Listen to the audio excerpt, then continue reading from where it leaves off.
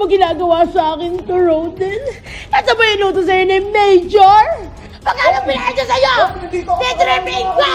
Sabi tumimik ka! Hoy, tumahimik ka! Titirahin kita! Bakit parang gusto niya, Roden? Ako lang, Roden. Ano kasi?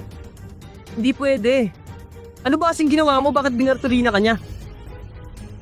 Naku, tatagalan tayo ng 10 araw. Sige na nga, itali niyo na lang ako. Kenzo, Sige na, igapos niyo ako, babuyan niyo ako. Roden. Ginapin pa ako agapos. Roden. Minahal mo ba talaga ako, Roden? hindi! Ano pa ang sinasabi niyo?